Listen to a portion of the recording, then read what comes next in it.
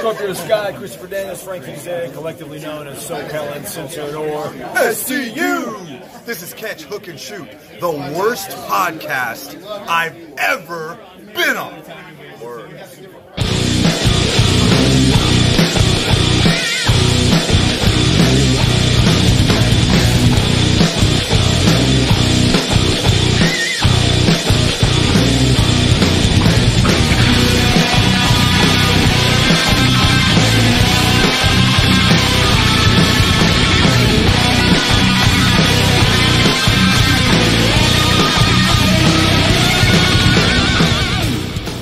Everybody, welcome to Catch, Hook, and Shoot. Today is Sunday, March the 29th, 2020.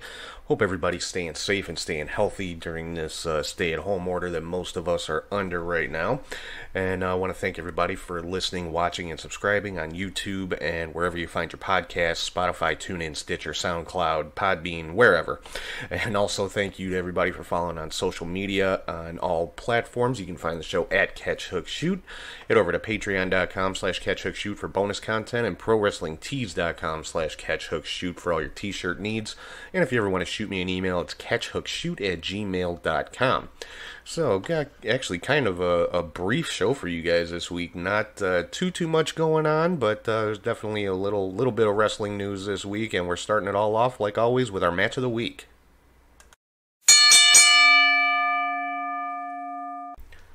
Alright, so the match of the week this week comes from AEW Dynamite, and it was a match for the AAA Mega Championship. Kenny Omega defending against Sammy Guevara. First title of defense we've seen from Omega in a little bit. His third title defense overall. He did retain, and just, no surprise, a fantastic match from two amazing in-ring performers in this one. So, definitely, if you have not seen AEW Dynamite from this past Wednesday yet, I definitely recommend you go back and check it out. Go out of your way to see this match. If you only watch one wrestling match this week, make it Kenny Omega defending the AAA Championship against Sammy Guevara. Just like I said, an amazing match from two spectacular in-ring stars. Kenny Omega, for my money, still one of the best in the world, and Sammy Guevara, JR has made a lot of comparisons between Sammy and Eddie Guerrero, and definitely warranted in that respect. Sammy Guevara is going to be a huge star, and he's well on his way already. So definitely go back and check this one out. Kenny Omega defending the AAA Mega Championship against Sammy Guevara from this past Wednesday on AEW Dynamite. Moving on to the next segment of the show, this is my top three highlights of the week, and it is called the 3 Count. So number one on the 3 Count this week, got to talk about Dark Side of the Ring, the Chris Benoit story that aired this past week. I wrote about this on social media. As a fan, it was actually a little bit hard to watch, not because it was bad or anything like that. It was very, very good, but it just brought back all those painful memories, especially when they were talking about the death of Eddie Guerrero, and then of course getting into the tragedy of the Benoit family. Just very, very emotional, and it was difficult to watch as a fan to kind of relive that stuff. And I can't even imagine what it was like for the family members that were involved in it. Vicky Guerrero, Chavo Guerrero, David Benoit, Nancy Benoit's sister, who were all a part of the documentary. Dean Malenko, of course, as well. Jim Ross was on the show, and it was just was very well made. It wasn't wasn't done to exploit anything or anyone. It told the story very well with a lot of respect towards everybody involved, and I highly recommend checking it out. It was very well made, and it was very sad, very emotional. I mean, I got misty-eyed more than once watching it. I'm not ashamed to admit that. So if you have not checked out Dark Side of the Ring yet, definitely go back and check that one out. I think you can probably find it on demand from Vice TV, But one way or the other, check out Dark Side of the Ring, the Chris Benoit story. It's if you're not familiar with the whole story of what happened, definitely covers it very, very in depth. Moving on to number 2 on the 3 count, the face-to-face meeting between Matt Hardy and Chris Jericho on AEW Dynamite. Now, obviously, this was pre-taped because you had Matt Hardy kind of teleporting around the arena, and it was a cool spot. It was, you're talking about 2 of the best personalities in wrestling, and it was.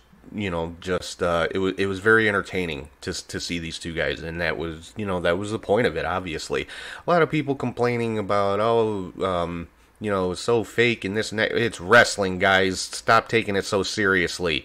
I honestly don't know what people expect sometimes when it comes to these type of promos, especially when the wrestler's character is somewhat of a supernatural type gimmick.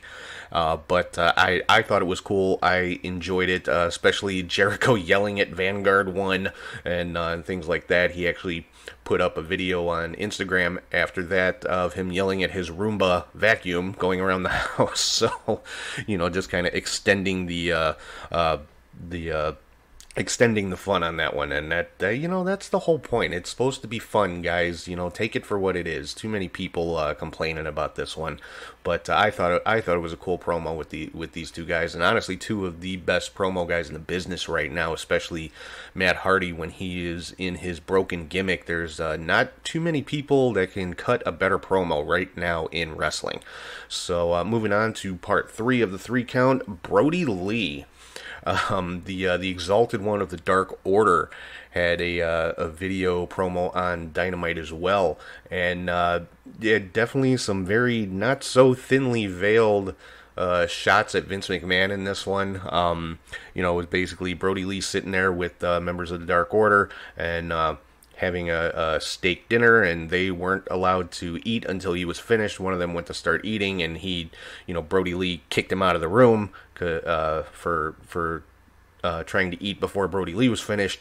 And then a couple of minutes later, the guy left in the room, sneezed, and Brody Lee had a fit, threw him out of the room. That's an obvious shot at Vince McMahon. That's been a rumor, or not even so much of a rumor, but something that's been said about Vince McMahon for years. He does not like people sneezing around him. I don't know if it's that he's a germaphobe, or I believe Stephanie McMahon said he just does not like things that he can't control. Like he gets angry when he himself sneezes. Does Vince McMahon? So he not fond of people sneezing around him. So that was a pretty obvious jab at Vince. And apparently some people in WWE not so happy about this little promo. But again, stop taking everything so seriously. It is what it is. It's meant in fun. It's just a little jab at Vince. It's not going to hurt anybody. So anyway, that's the 3 count for this week. Moving into some WWE news, on Raw this week, we found out the Undertaker AJ Styles match for WrestleMania is going to be a Boneyard match. A lot of confusion about what a Boneyard match is. I guess AJ said on his streaming channel that it's basically more or less like a graveyard match, cemetery match. It's going to take place in that type of venue, which is pretty much what I thought. I think we're probably going to see a couple matches like this as part of the WrestleMania card taking place off-site, and I think more than anything that's just to minimize the number of people in any one given place while these matches are being taped. And we also found out the Street Profits are supposed to be defending the Raw Tag Team titles against Andrade and Garza. But there's some confusion over that because there's apparently a lot of WWE superstars who did not participate in the WrestleMania tapings. By all accounts, everything was taped this past week. But Dana Brooke, Asuka, The Miz, Roman Reigns, and Andrade, and possibly others, who knows, were not part of those tapings, but WWE is still promoting their matches, so I'm not 100% sure, is all of this completely true? In a Roman Reigns case, it makes sense that he wouldn't be a part of it. I'm surprised they even tried to go ahead with his match with Goldberg, just because you figure Roman just over a year ago, I mean, he was going through treatment for leukemia, which I think most people know, any type of treatment like that, it weakens your immune system, so that puts him in a higher risk category for this COVID-19. So I'm honestly surprised he's been at any of the tapings that have been going on. So, and then there was a lot of rumors and talk online about, well, who would take his place versus Goldberg. One rumor said it was Braun Strowman. You know, I've been actively avoiding spoilers for WrestleMania, just because it is taped, and I'm sure there are spoilers out there, even though there's no crowd in the arena. You know, people find stuff out one way or another. So I've been actively avoiding anything that might give away results, because I do plan to watch it. I mean, WWE's going to put it on. I'm going to watch it, you know. Yeah, by all accounts, you know, a number of WWE superstars who were originally supposed to be on the card were not there for the tapings. So not really sure how the WrestleMania card is going to go down.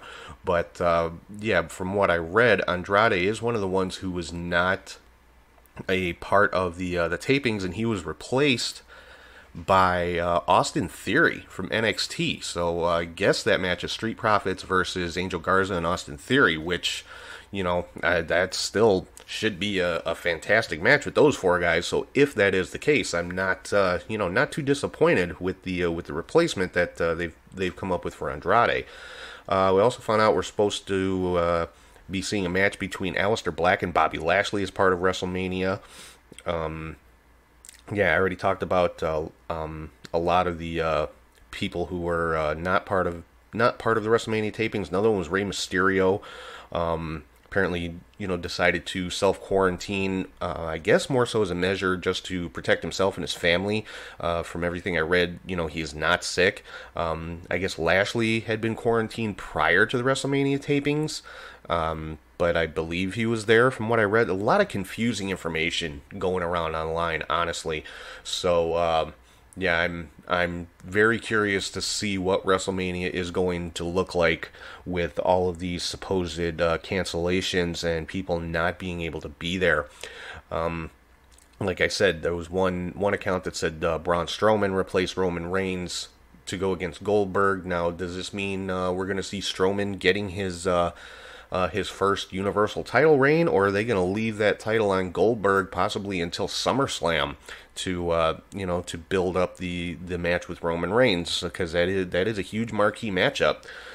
Whether you like Goldberg or not, whether you like Reigns or not, that match is going to sell tickets, and it's going to sell pay-per-views. So I have to see what's going to happen with that one. Yeah, like I said, The Miz, another one who's out. We were supposed to have a SmackDown Tag Team title triple threat match between The Miz and Morrison defending against the New Day and the Usos. That was just actually announced on SmackDown last night. But, by all accounts, The Miz not there. Apparently he's got some heat. He showed up to the Performance Center sick, not necessarily with COVID-19, but just under the weather. And so apparently some people not happy with him about that. But, it's WWE. That's kind of what has always been expected. Like, if you've got a little sniffle, you don't take the day off, you push through. So I'm sure that's the mentality that Miz was working under. I'm sure that's the mentality a lot of WWE guys work under. I'm sure he didn't intend any harm or anything like that. But apparently Miz has a little bit of heat with some of his fellow WWE superstars and some people backstage for showing up to the PC not in 100% health. Moving into some NXT news. On NXT, we saw Killer Cross and Dexter Lumis had some new vignettes, so apparently it has been confirmed that Killer Cross is the one whose vignettes have been showing up on NXT with all the clocks and things like that, and Dexter Lumis also had a little vignette, just kind of very dark, disturbing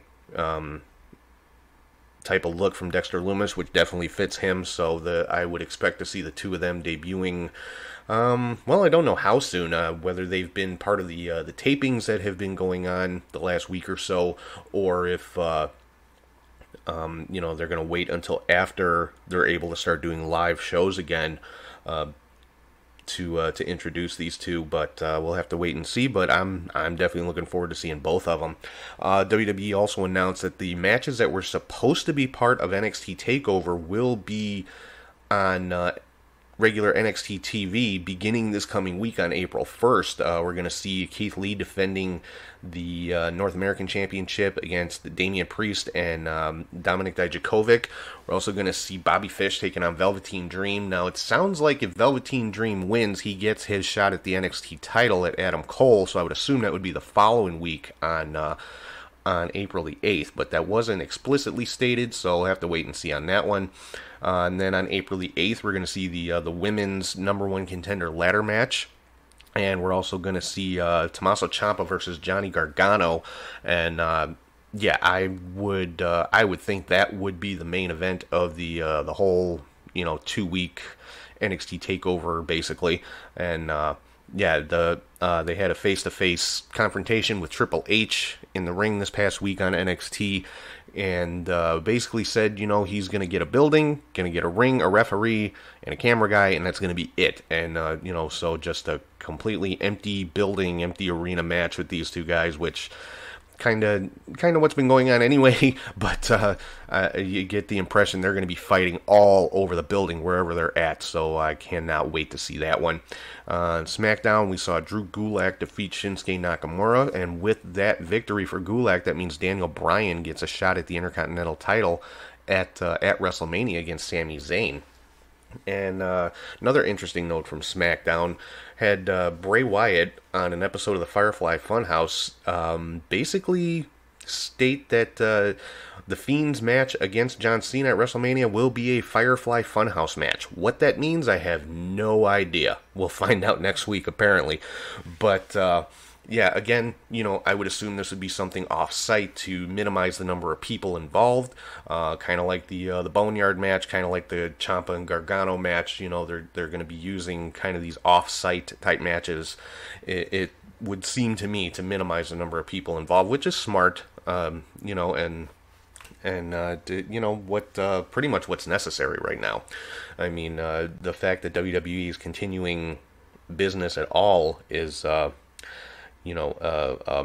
miraculous, honestly. But the reason they've been taping shows this last week for the next several weeks is because the mayor of Orlando has basically issued the same stay-at-home order that a lot of other cities are under, and WWE not being an essential service, they pretty much have to abide by it and shut their facilities down. That began this past Thursday, so they had to get in as much TV taping as they could prior to that. So not sure how many weeks of Raw and SmackDown and NXT they've got left, or that they were able to tape in that time, but we should have WWE TV for at least the next few weeks, so it should be it's at least something to keep us entertained, because there's no other sports or anything else going on. So good for WWE trying to get out as much content as they can while they are able to.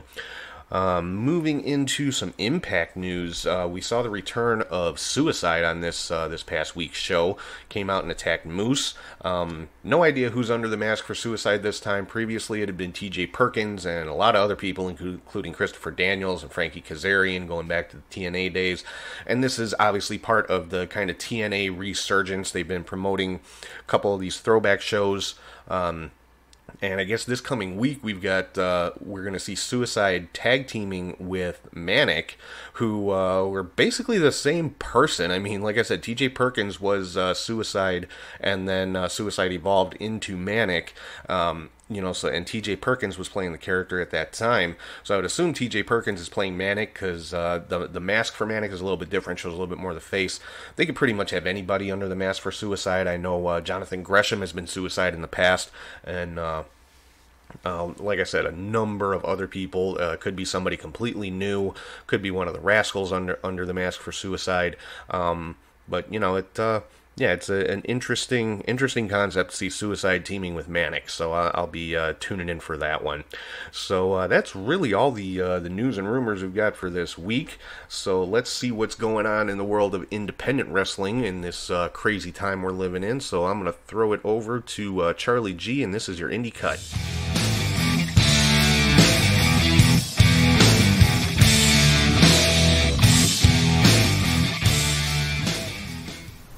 Thank you, Tom, and hey there, wrestling friends. I am Charlie G with your Indie Cut. There was some indie wrestling actions to recap, so let's get to it with the CZW Unapproved Saturday Night Special from March 21st with Matt Striker on commentary.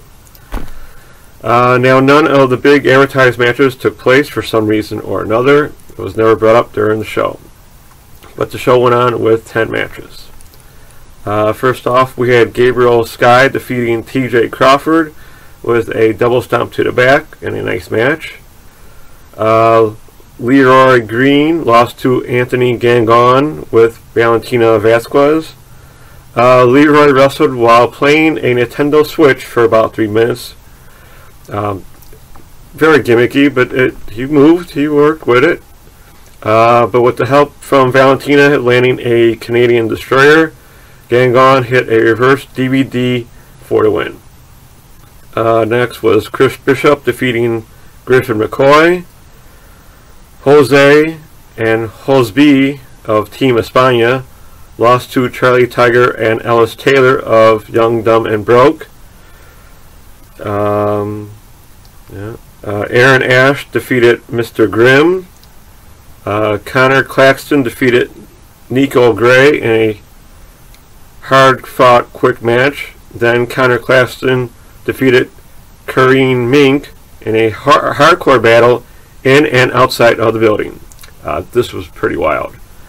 DK Meadows defeated Boom Harden, Karen Bam Bam, and Christina Robinson.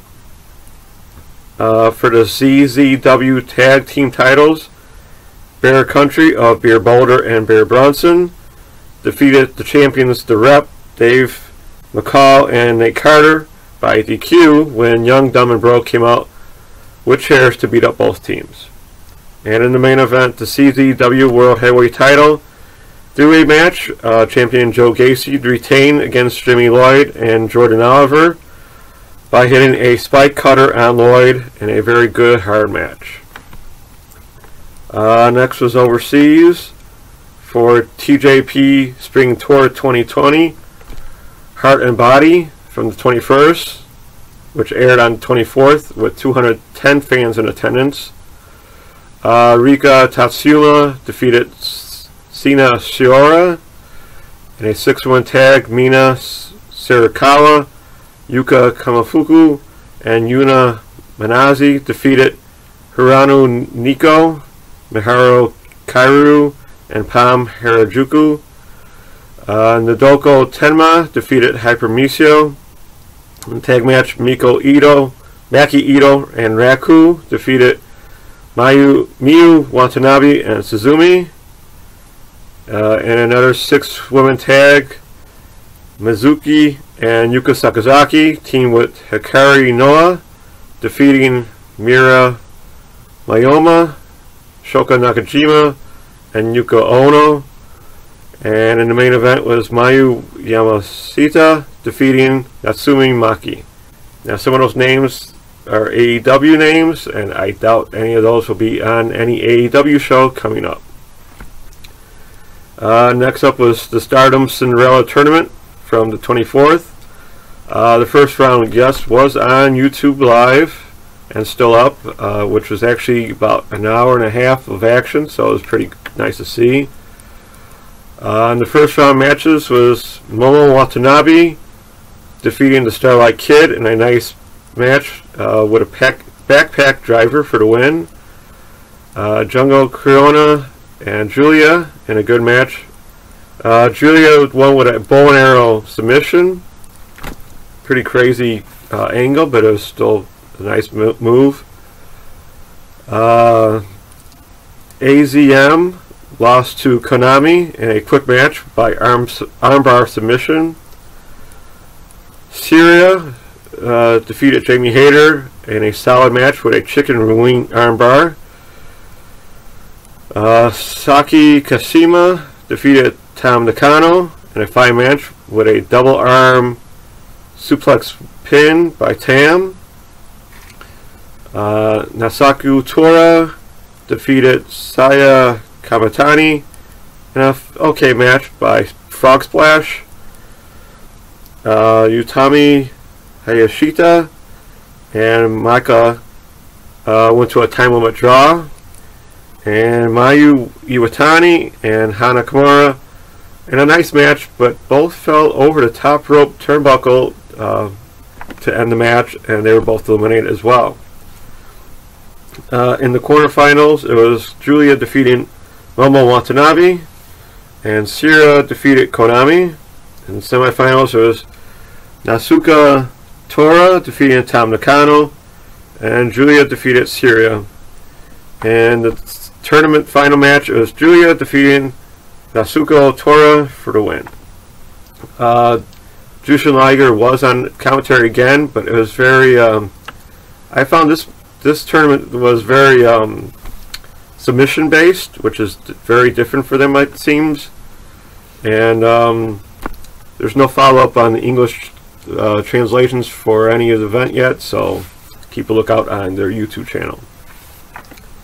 Now, reports from Wrestling Observer Live said after the start of the event, Japan cut back on the idea of having fans in the stands. There was about 500. There's 538 people at the Corrigan Hall, which seats a lot more than that. So they did cut back. They kept them arms length apart, but it seemed like they jumped the gun in allowing fans back in the arenas. Sounded like the sick illness level spiked again, but I don't know how. I don't know how true that is, since shows have been few since the 24th, and the events that have taken place do have fans in the stands. Very limited, but still have fans around. Now, since my cut is so short, I'd like to bring up a topic from last week that I did not cover, and that will be my indie a-hole of the week. And that would be the WWE sending a cease and desist notice to Freelance Wrestling for their advertised name of In Our Warehouse show for their pay-per-view fundraiser. I guess since the graphic was too close to their In Your House show, that they didn't want their independent scene giving their show a bad name. Do you remember some of their In Your House pay-per-views? I think they would have got some nice advertisement from this. To me, this is very petty of WWE, while Freelance was just trying to do something good for their fans and wrestlers to earn money during these times since their upcoming shows have been canceled. While Freelance ceased the name and came up with the Warehouse Wars instead, only for that show to be canceled as well, with the stay-at-home order in place here in Chicago. Even though the show was canceled, they were still able to raise just over $5,000 for the talent and crew who were supposed to work on the show. Big ups to Mustafa Ali for helping and promote, and probably donate to the show as well for once he once wrestled for. So to WWE, stop being an a-hole and start being a team player. Also, with their Mania matches, whatever. I'm not going to get into that. I'm sure Tom has done that already. Now, if you're looking for independent wrestling, check out your favorite company or wrestler social media pages for links to what they're doing and helping out as they can. I've seen AAW put up full shows from their past on YouTube, as well as Beyond Wrestling. Rise Wrestling did a live interview with Kylie Ray on their Twitch channel while watching some of her matches, and then later in the day on their same Twitch channel put up the full free show. So check out Rise DTWA Twitch for their later upcoming shows, which they said they would do. Also on the High Spots Wrestling Network Twitch channel, it's streaming a lot of their vast library, which is pretty cool to see. I just saw Young Bucks and Kevin Steen interview talking about how they would never go to WWE, Pretty funny in these days. If you can sign up for IWTV service, they have a lot going on there. Lastly, Kylie Ray was auctioning off gear with all proceeds going to St. Jude's Children's Research Hospital and UNICEF, which is really sweet of her. So there's a lot of the fans can do to support the indie wrestlers during these times. Don't forget about getting gear from Pro Wrestling Tees, who are still taking orders on a limited basis.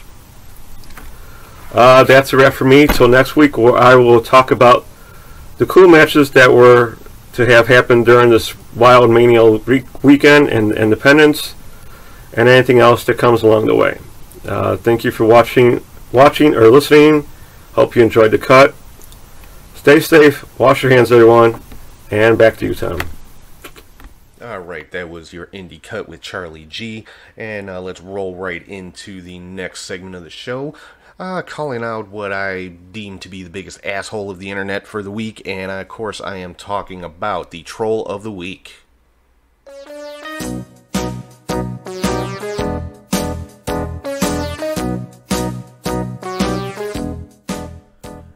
Alright, so this week's Troll of the Week is a guy by the name of Jack Klassen. You can find him on Twitter. It's at the Jack Klassen, Klassen. And this jackass, he thinks he's a radio star. He's really not. He's a podcaster, same as me. And, but his Twitter name is, Jack Klassen Radio or some crap like that. He thinks he's... he thinks he's actually on the radio, says he's syndicated on so many stations and this and that. And, basically this guy was on Twitter harassing women, and that kind of stuff. And, number of people called him out on it and told him how big of a douchebag he was being, myself being one of them, because one of the people he was harassing is a follower of mine. I'm a follower of hers. And, basically I just said, he thinks he's... somehow relevant or important because he's on radio, which is a dead media, quite honestly. I mean, obviously radio still exists, but it really is not as prominent as it used to be, unless we're talking about satellite radio, then that's a completely different animal. But, this guy's trying to say he's on syndicated radio, which is just... completely irrelevant and meaningless, honestly. But, like I said, it turns out he's not. He's a podcaster. That's all he is. Same as me. And, he decided he was going to clap back at me, say, oh, you're a podcaster, who cares, blah, blah, blah, blah, blah, talk to me when you're on radio. And so I basically told him, hey, come back and talk to me when your precious radio has you in over 40 countries, like my podcast has for me. So, not to toot my own horn, but, I'm very proud of the audience that I've gained with this podcast, and, never dreamed I would be, heard by so many people all over the world. Like I said, 40 plus countries. It's mind-blowing and it's humbling for me. But this guy, like I said, talking crap because I'm a podcaster when he's exactly the same thing. And then he decided he was going to stalk my YouTube channel, left a comment on there and then deleted it, but I still got the notification from it, so I have I have the proof that he actually did it, talking crap about me, talking crap about Charlie, which is ridiculous. Charlie is a contributor to the show, hasn't said a cross word to or about anybody, and this jagoff is, wants to start running his mouth about me and about Charlie, and, and like I said, he deleted the comment because obviously he's a coward. I mean, he's your typical dime a dozen coward internet troll. There's a million out there just like him, and when he fades away into obscurity, there's going to be a million more to come and take his place. There's nothing special about this guy. He claims to be an alpha, which tells you right there that he's not, because if you have to broadcast that you're an alpha, you're not an alpha. Sorry, an alpha doesn't need to tell people that they're an alpha. They just are. They lead. That's what they do. And anybody who is going to go out of their way on the internet to belittle and talk crap about strangers and harass people for what they may do to earn money, especially during these trying times in the world, that's not an alpha. That's pretty much as beta as it gets. So you're nothing special. You're a dime a dozen internet troll, and this little segment right here is probably the most notoriety that you'll ever have. So congratulations, Jack Klassen. You are the CHS Troll of the Week. Now kiss my ass, bitch. All right. So moving on to something a little bit more fun, let's get into what has become one of my favorite segments of the show, and of course I am talking about the Fantasy Booker.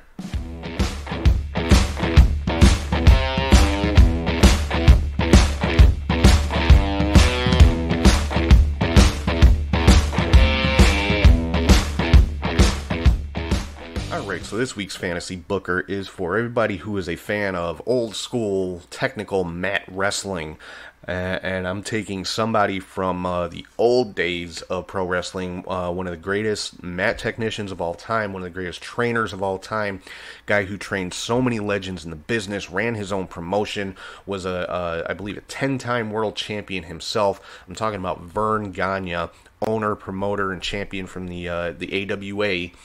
And this week in my fantasy booking, I've got him taking on probably the best mat wrestler in pro wrestling today, and I am talking about Brian Danielson, whatever you want to call him.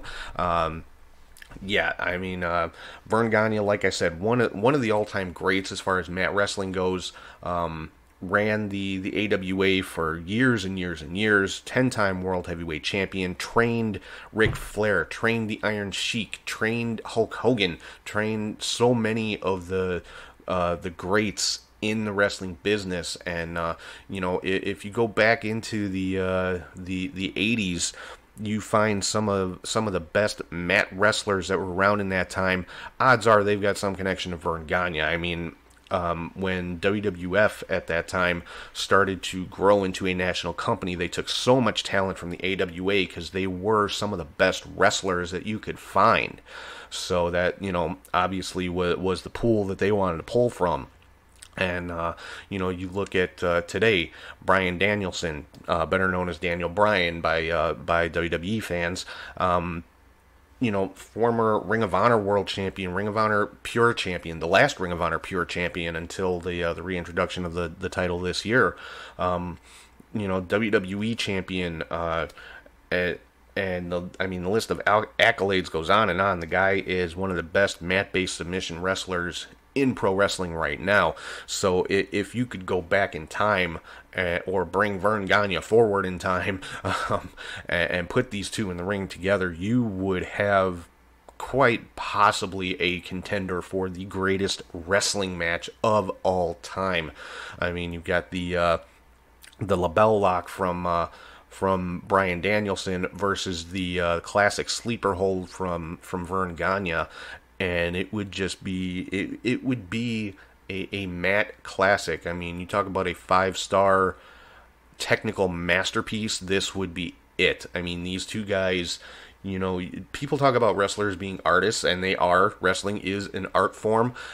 This would be the equivalent of, putting Michelangelo versus Picasso, or, pick whatever two great artists you want to use as a metaphor, and this is it. So, Fantasy Booker this week, Verne Gagne versus Bryan Danielson, could potentially have been one of, if not the greatest wrestling match of all time.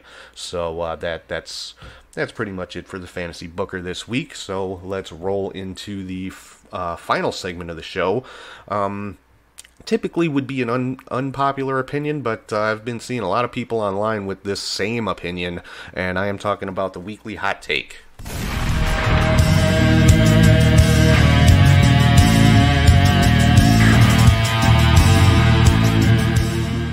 Alright, so this week's hot take is, like I said, I've seen a number of people online sharing this same opinion.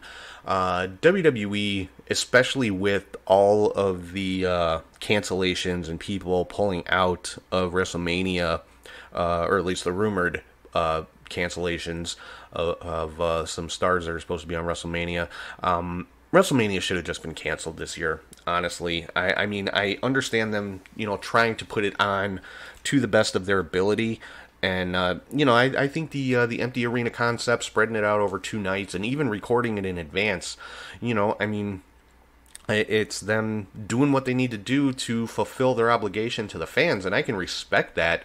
But when you've got people who are, self-isolating for whatever reason, and, in the Miz's case, who apparently was under the weather, and stuff like that, I mean, there comes a point you should just say, okay, you know what, we tried, but just in the interest of safety and public health and the health of our superstars and our employees, we should just put this off for right now. And, maybe, I mean, I'm sure they could have rescheduled it at some point, but there's still...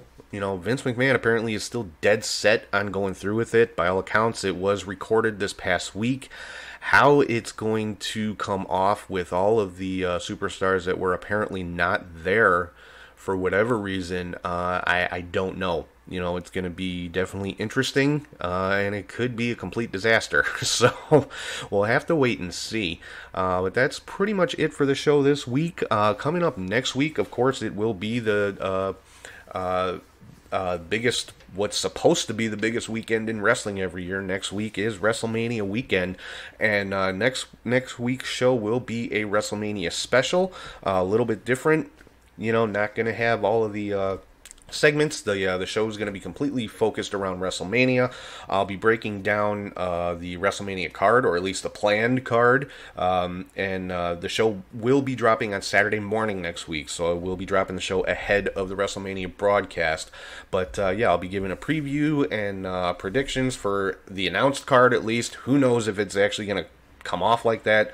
We'll have to wait and see. I'm also going to be going through some top 10 lists. I've got my top 10 WrestleMania matches, WrestleMania moments, and WrestleMania superstars from the entire history of WrestleMania. So should be a lot of fun. I had fun putting the list together. It's actually kind of nerve-wracking trying to, come up with just 10 out of some of the fantastic matches and moments and everything that we've seen at WrestleMania in the past. Of course, you heard Charlie talk about he's going to be going through all the indie events that were supposed to be taking place next weekend. And next week's show is all about WrestleMania, so make sure you tune in for that. I also put up a video on Facebook earlier today talking about something I'd like to try, just to have a little bit of fun, keep us all occupied and entertained during these lockdown orders that we're under right now. And so I'm thinking about going on Facebook Live and just doing a little bit of wrestling trivia, so to speak. Kind of a wrestling version of the game Name That Tune. I'll go on Facebook Live, play some wrestling entrance themes or some event themes, theme songs, from the past, and basically whoever's watching and listening, write in your comments, what your guess is, whose theme music is it, what event was that theme for, things like that. It's just for fun. There's no prizes, it's just test out your wrestling music knowledge, basically, is what it is. So hopefully I get a decent response to that. Keep your eyes on the Facebook page for the show, and find out when that's going to be taking place, probably within the next few days to a week or so. Like I said, keep an eye on Facebook for that. But again, thank you to everybody for listening, watching, and subscribing on YouTube, Spotify, Apple Podcasts, any place you find your podcasts. Make sure you're following on social media. It's at CatchHookShoot on all social media platforms. Patreon.com/CatchHookShoot for bonus content, and ProWrestlingTees.com/CatchHookShoot for t-shirts. The email is catchhookshoot@gmail.com. If you want to write in with any questions, comments, or anything about the show, feel free. I'm always open to anything you guys want to tell me. So with that, I am going to sign off. Hope everybody has a great week. Make sure you tune in next week for our WrestleMania special, and I will talk to you guys soon.